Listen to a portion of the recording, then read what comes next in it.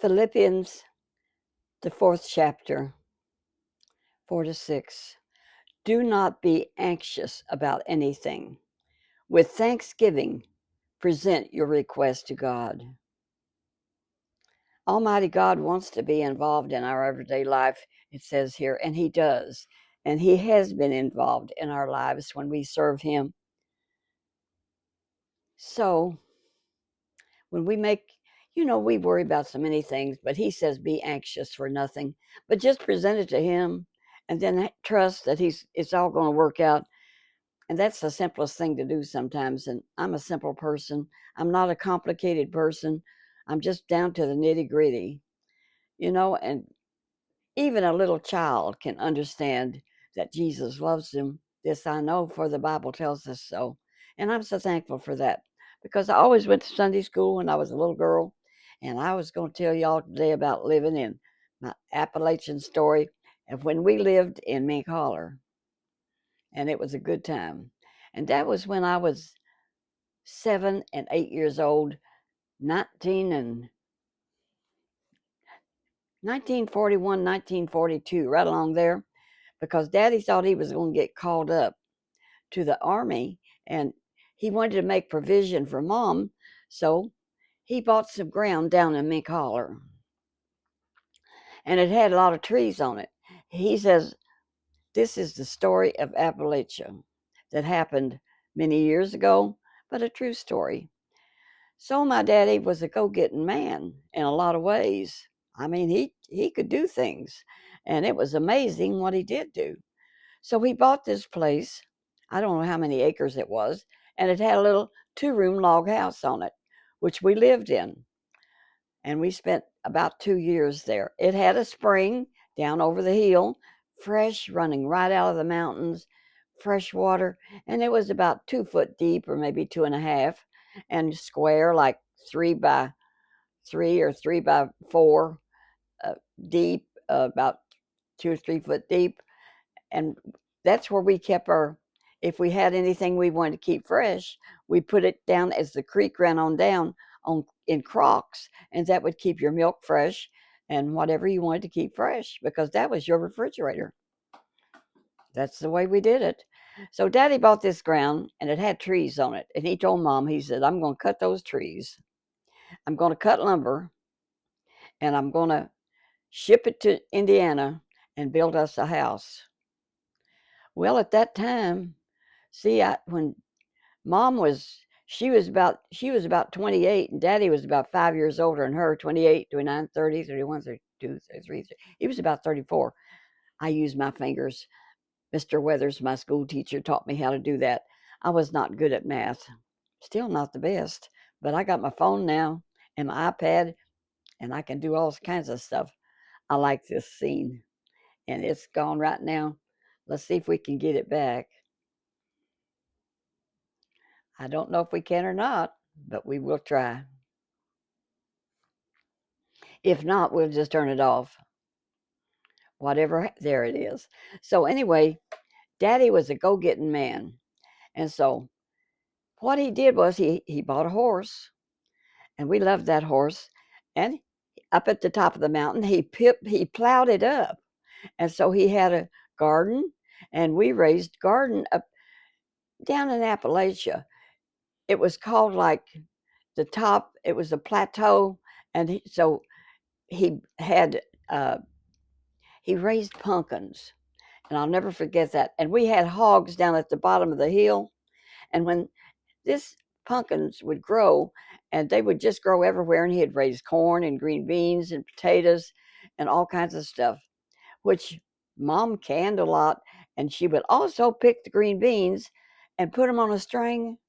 You just put your needle through the green bean on strings. You have a big needle, and then you hang them outside, and they dry, and then they dehydrate, and you can cook them up, and you didn't have to have a refrigerator to keep your green beans, and you could keep them without canning them. They got a name for them, but I don't remember what it is. Probably some of y'all do that are older than me and younger than me, maybe. But anyway, Daddy said, I'm going to build a house, and I'm going to cut these trees down. and ship. So you know what he did? When he got all the trees cut, that horse would drag them down the mountain. He had a path like he cut them where the horse could drag those logs down and put them in sacks. And Daddy did that mainly by himself. So anyhow, he had all these stacks of logs, and when he got enough logs, he called the sawmill man, and they came on site. They came back that holler in the very back of Mink Holler. My grandma and grandpa lived down the creek, uh, not too far from us, and that creek run right in front of their house. And we would play in that creek, talk about fun.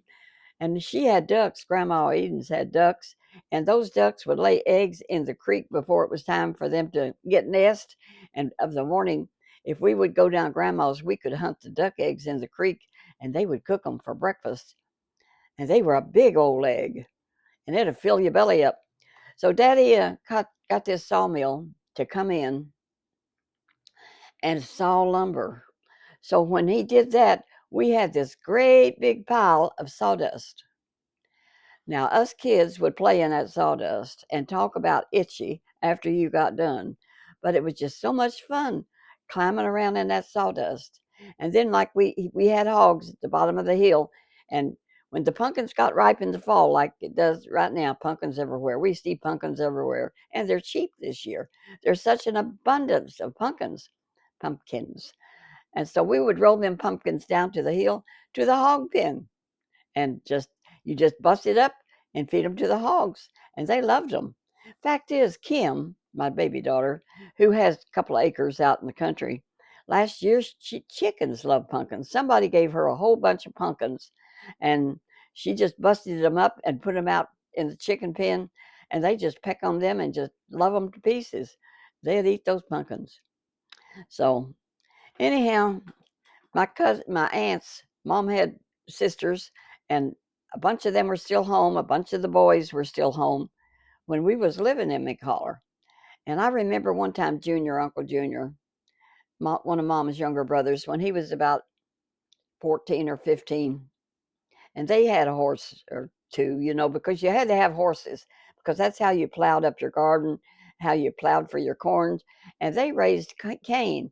But Uncle Junior went over to Ewan, over the mountain for something, and you could ride through the mountains to the town called Ewan, Virginia, which was about 15, 20 miles from Middlesboro, Kentucky, which was the big town.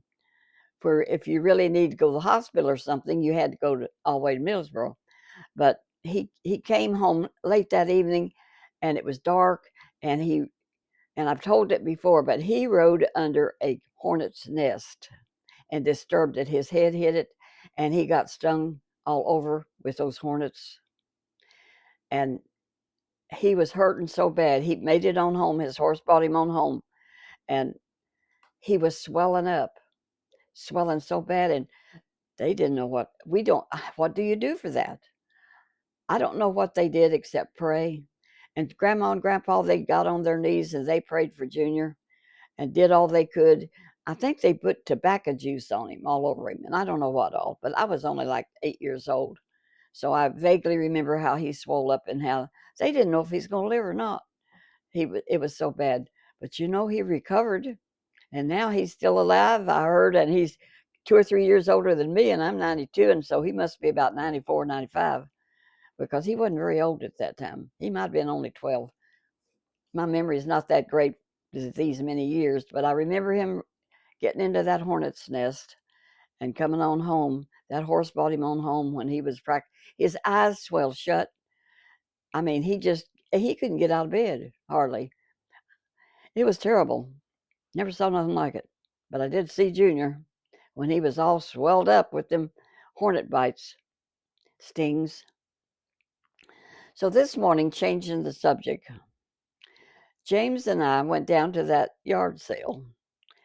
And on the way home, this is a complete change from Mink Holler, but interesting to me and James.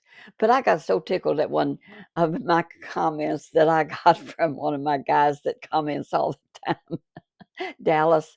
And he said, We talked about skunks yesterday, and James wanted to know all about skunks because one of his renters has skunks in her yard, and her dog mixed up with it, and he got sprayed. And so I just researched it and told James all about skunks. And Dallas says I learned a whole lot more than I wanted to know about skunks yesterday. So today I'm going to tell you about Dairy Queen and how that it's just one of the most strange places to eat sometimes. We ate there a year ago or so, and we went in. Some young men were working there, and James likes the gravy and biscuits. I don't care for it too much, but we got the gravy and biscuits, and Vince, he only eats one biscuit, and I eat one. We share the gravy and biscuits. Just get it to go and cut off the top and put over two on my part, and that's all for me. But they show pictures on TV that they got sausage all in it. Baloney Maroney. I don't know where that came from. So so when we got it, the gravy was cold. They had not. I said, James, this gravy ain't. It's gravy, but it's not even warm. But this morning he wanted to try the Dairy Queen again. So I said, okay, like that, because have they got new help? Has things improved? Well, in one sense, they have. So I said, honey, I'm not ordering. I get tired of splitting it. So you just get me a gravy and biscuits and you get you a gravy and biscuits. I'm going to go sit down. My legs was tired from, we did go to the Y and walks this morning. And I got my 20 minutes in. Praise the Lord. So I go sit down and wait on him.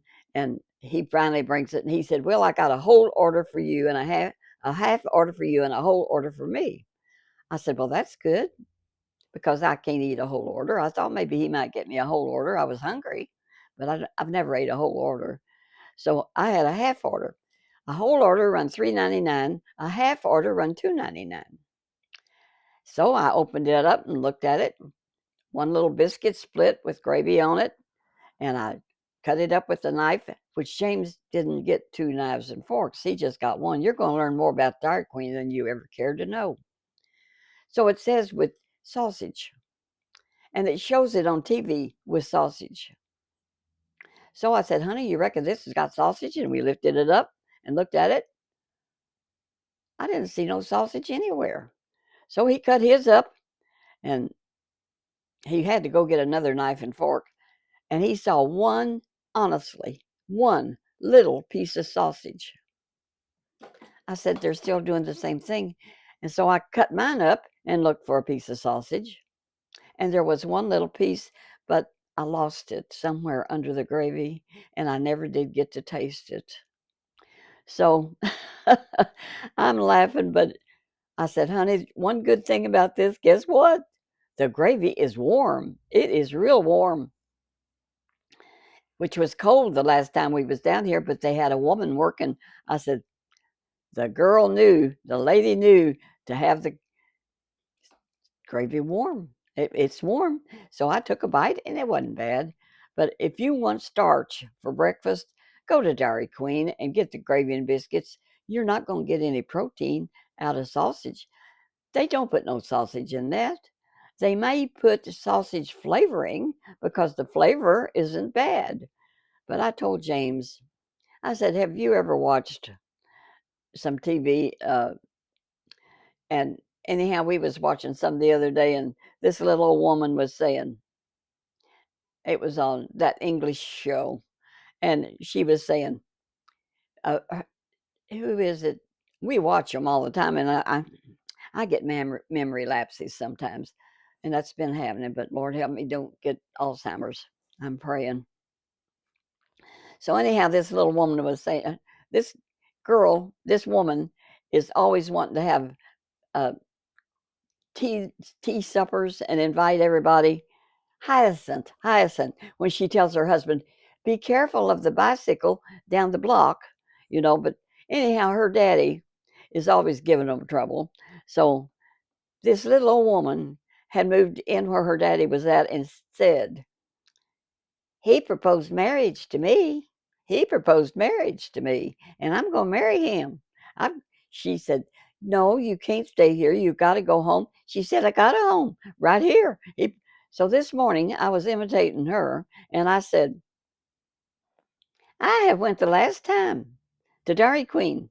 I'm not going to Dairy Queen anymore. Never, never, never. And I told James it was like Hyacinth and that woman saying, he proposed marriage to me.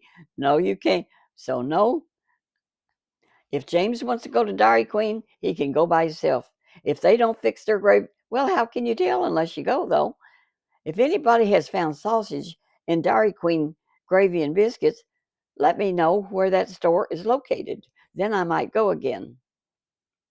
And they can sue me if they want to, but just let them go over where I went this morning. There is no sausage in that gravy. And if it had a little sausage in it, it would be a lot tastier. When I make sausage gravy, I have sausage in my gravy, and I know how to make sausage gravy. So, anyway, that's life. No more. I'm not going back to Dairy Queen. I guess I made that clear. And probably Dallas has listened to more than he cares to know about Dairy Queen. But I tell you what, if you want a good breakfast, you go to the nice restaurant. They've got good gravy. It's got real sausage in it.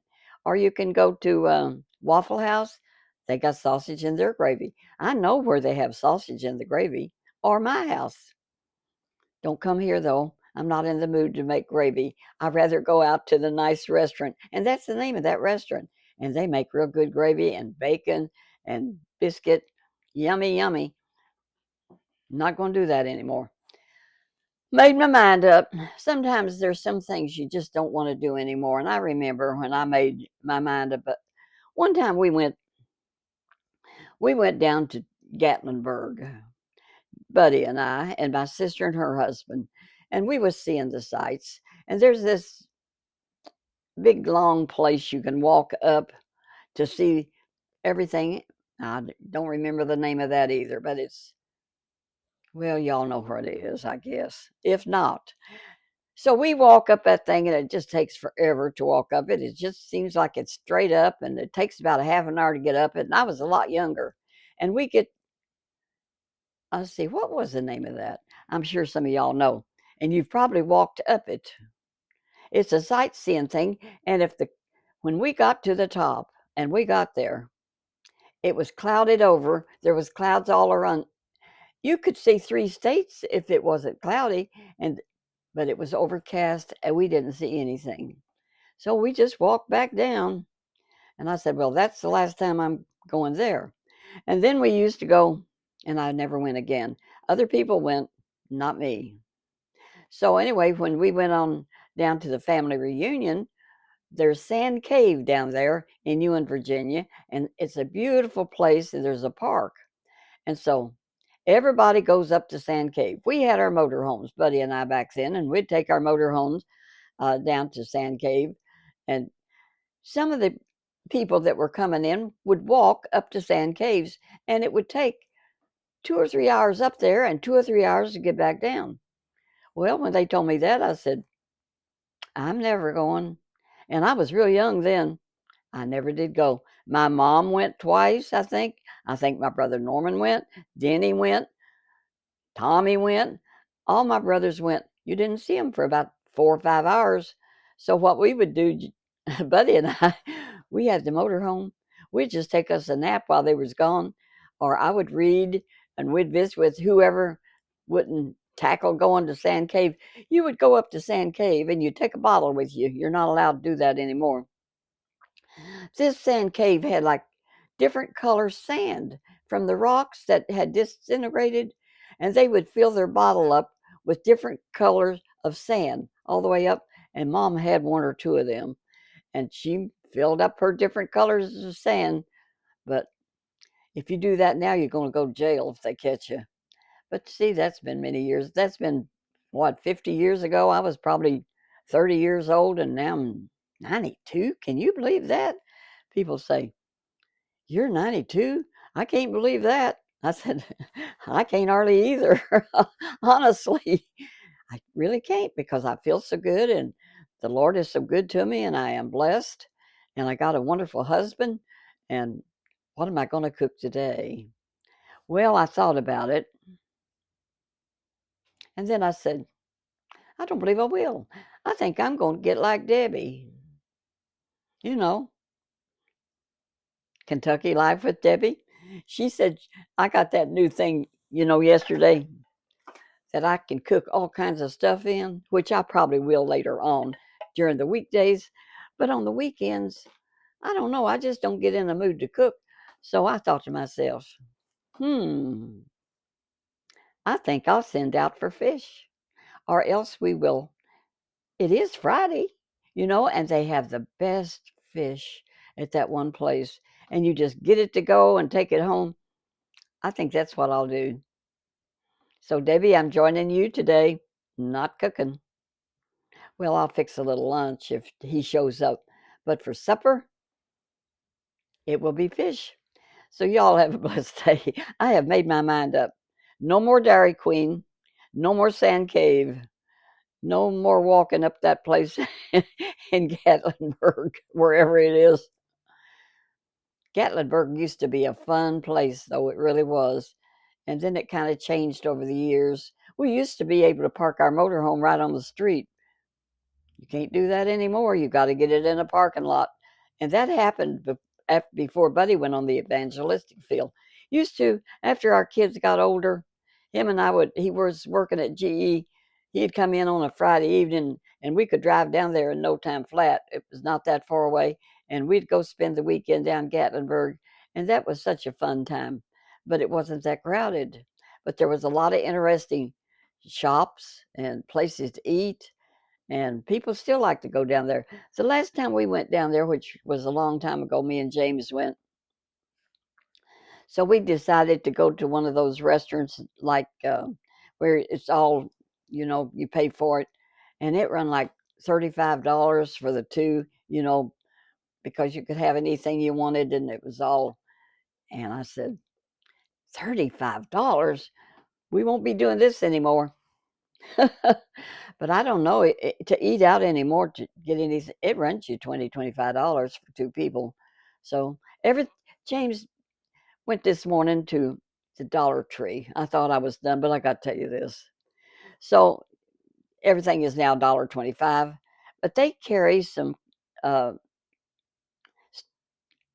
stuff that you can put in cracks, caulk, and they sell caulk for like $1, a quarter a tube, and it's good caulk. And when they have it, he'll buy several. So one thing James cannot do is take orders. And I'm bad to say, do this, do that. I have a problem with him when I say, because he ain't gonna nobody gonna boss him around in any way, shape, or form. That's a fact, Jack. So I said, honey, now when you go to get your caulk, and I said, I'm gonna wait in the car and read my book. My iPad was there.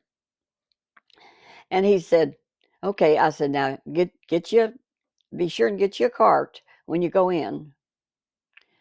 So when he came back out, he said, well, he said, they had it. I asked the girl, and she said, well, it's back there somewhere, and kind of pointed. So he went back there somewhere and found it. And yes, they had quite a bit of caulk in. Do you think he had a basket? No, no. He said, well, he said, I didn't take a basket. And I said, well, what'd you do? Go get a basket? No, he said, I didn't. He said, I had on my coat. He said, I put two in one pocket, two in another, and then another I put. And then he said, and then I could carry so many. And then he said, I dropped one. He said, and the spout broke right off and caulk went everywhere out of that. He's not going to mind me. When I said, get a basket, I said, James, dear, that's not one of the smartest things you ever did. That was my comment. That is not one of the smartest things you ever did. I said, but honey, you don't take orders from anybody, do you? He's just the boss. And I just might as well call him boss. And I do sometimes. So he said, well, when he got on up there, he said, I busted one. She said, oh, don't worry about it. He didn't buy it, that's for sure. They put him in a sack and he got his caulk. Isn't that a wonderful story? And you have learned more about my darling husband who will not. If you want him to do something, you have to do it like this. Had you rather uh, carry the trash out now or later or whatever? Anyway, I'm going to put it right here. You don't dare say, get the trash out, please, because he ain't going to. That he considers that an order. So what I do is I lift the trash up out of the, because I don't carry trash out. Mosquitoes are out there, and so he has to carry it out. So usually I just take the trash, I get it together in the kitchen, which I have a trash bag there, and I get the rest little ones and dump it in, and then I just say, "Here's the trash," and it usually disappears. He'll get it out at his timing. Not my timing, but at least it gets gone because that's the man's duty to carry the trash out and put it in the trash dumpers thing, which everybody has. Thank God for them. And what would we do if we didn't have the? When I was a little girl, we had a sinkhole out front of our house.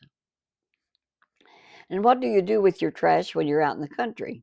Well, you have a burn barrel where you can burn stuff if if it's burnable.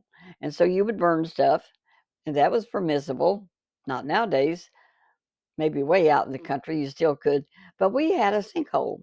And if we had stuff that wouldn't burn, we took it down, not maybe a block from our house. The sinkhole was way down front and from our house. And whatever you got, you just pitch it in the sinkhole, and it just goes away. There must have been a river down in the bottom of that. We never did get to the bottom of it. We just threw stuff in the sinkhole, and it's going to be gone. So that's what we used to do. That was our trash disposal. And of course, the burn barrel, you can burn things and have a nice little fire. And you know how we got water a lot of times was, see, we had to carry all our water. When Daddy built that, he got all that lumber that he had cut and everything. He put that on a freight train, sent it to Indiana, and then it got to wherever. And then he had a truck and he carried that to the farm, which was from the biggest town where a train came was about 20 miles. And he carried that out to the farm and built a house. Him and Norman helped what he could do. And he built a 2-bedroom house with a big upstairs. And we lived in a 20 by 20 shack, which turned out to be the smokehouse till he got that built with no insulation. And the house he built had no insulation. We lived in that without electric, with just lamps, no fire except the cook stove, and the kitchen is where you stayed. And when you studied your books, you had a lamp sitting on the table, and you sat around the kitchen table, and you can't hardly see. You have to have 2 lamps because there's a bunch of us kids. I'm the oldest of 9 children. Several of them are still living. Some of them have gone on, and we all go eventually. Everything changes, children. So one of these days, we're going to be in heaven. Thus, us that know the Lord, us that know Jesus and has accepted him, we're going to have a grand reunion because we're in the Bible, we're called the bride of Christ. We're Jesus's people. And so that's, and this morning when I started my YouTube, before I said anything, I said, I feel good. I feel good. Just to know I've been redeemed makes me feel good. Oh, I'm on my way to heaven and I'm singing as I go. Yes, I am. And I cannot carry a tune, but I feel good and I hope y'all feel good.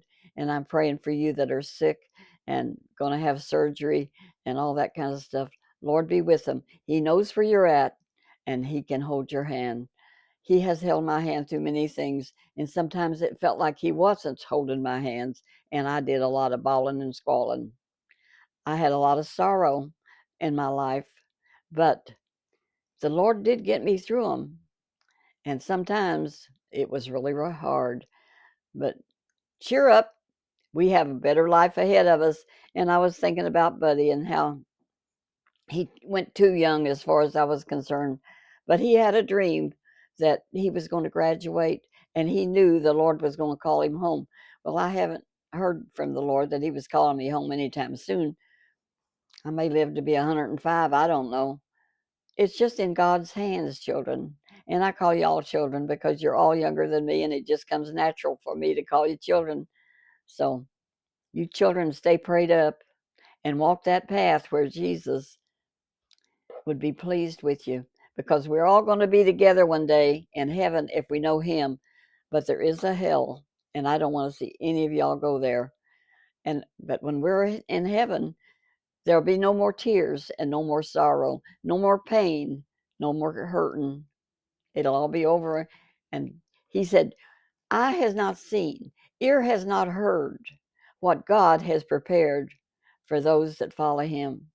We can't even imagine it. So if it's good down here, think how much, and it is. See my kitty cat? It is wonderful here. I mean, the scenery is gorgeous, and I can put this and be right here amongst all this beautiful stuff. And God is so good all the time. And sometimes James does do what I suggest quietly and easily. He's a good husband. But I just tell the facts. He just don't like to be bossed. He's always been independent. You know what he said he used to do? He's been mischievous. His mom had a piano in her living room, he said.